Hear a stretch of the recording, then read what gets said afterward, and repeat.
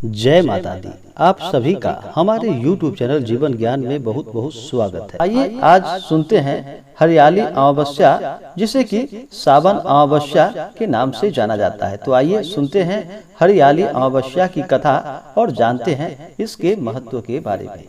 हमारे चैनल से जुड़े रहने के लिए हमारे चैनल को लाल बटन दबा करके सब्सक्राइब करें, साथ में बेल आइकन घंटी दबाएं, कमेंट में जय माता दी जरूर लिखें ताकि आपकी कुशलता का हमें पता चलता रहे। हर माह में कृष्ण पक्ष की अंतिम तिथि को अमावस्या के नाम से जाना जाता है। हिंदू धर्म में अमावस्या का बहुत ही अधिक महत्व होता है।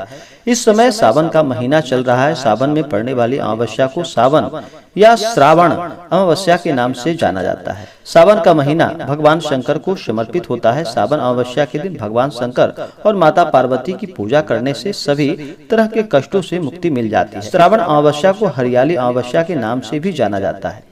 इस दिन कुछ कार्यों के लिए मनाही होती है। इस दिन बहुत से कार्य नहीं करना चाहिए। इस अमावस्या तिथि में भगवान भोलेनाथ और माता पार्वती का पूजन करने से भगवान भोलेनाथ अति प्रसन्न होते हैं और अपने भक्तों की सभी मनोकामनाओं को पूर्ण करते हैं। ज्योतिष शास्त्र के अनुसार चंद्रमा को मन का देवता माना गया है।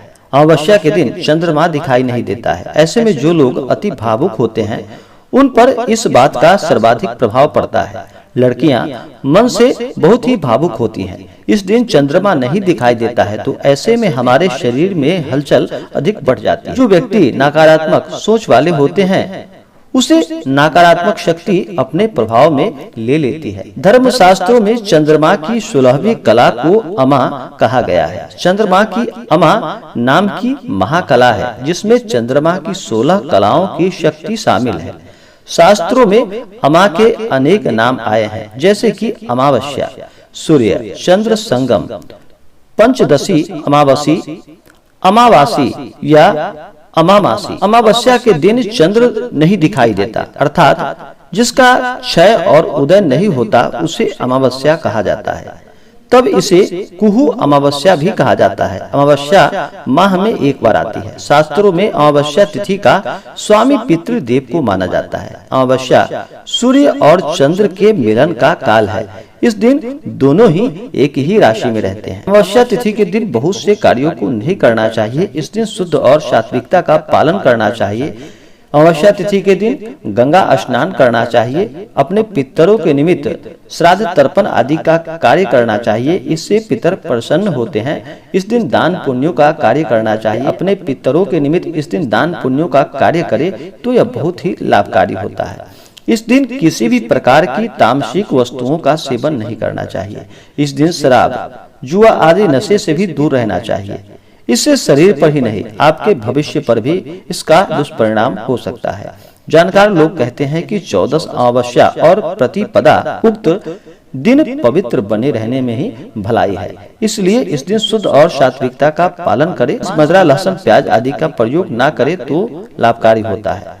इस दिन ब्राह्मणों को भोजन कराए, ब्राह्मणों को दान दक्षिणा दे, इससे लाभ की प्राप्ति होती है। अमावस्या तिथि के दिन यह भी कहा जाता है कि दूसरे का भोजन इस दिन ग्रहण नहीं करना चाहिए। इससे पुण्य भी क्षय होते हैं। श्रावण अमावस्या को इसे हरियाली अमावस्या के नाम से भी जाना जाता है। इस दिन किसान भगवान भोलेनाथ माता पार्वती का पूजन करते हैं और अपने खेतों के लिए, लहलहाते खेतों के लिए उनसे आशीर्वाद मांगते हैं कि इसी प्रकार से अन्न और जल हमें मिलता रहे। तो आइए जानते हैं अमावस्या तिथि के शुभ मुहूर्त के बारे में। इस बार श्रावण अमावस्या का व्रत, हरियाली अमावस्या का व्रत 8 अगस्त 2021 दिन रविवार को किया जाएगा।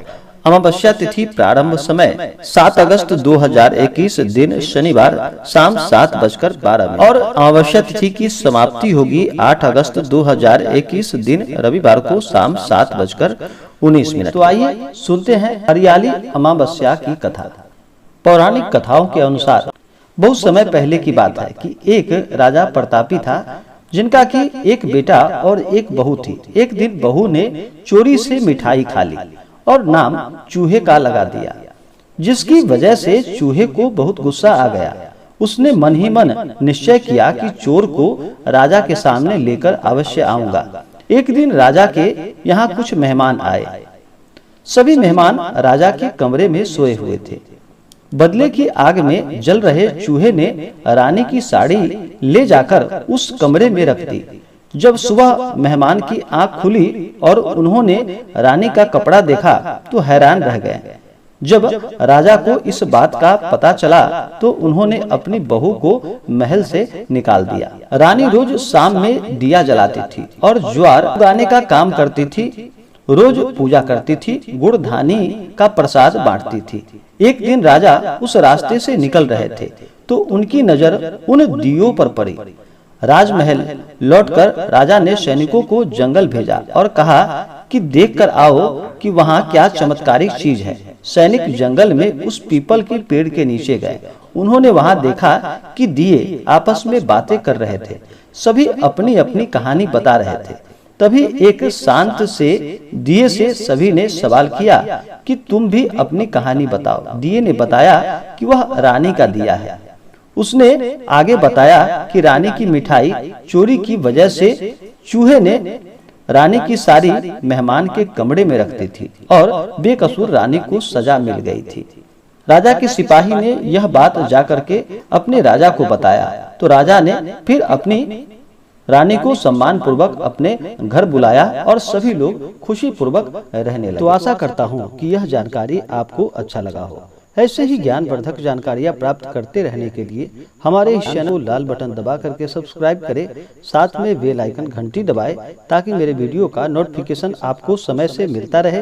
वीडियो को लाइक और अपने दोस्तों मित्रों में शेयर करें। जय माता दी। धन्यवाद।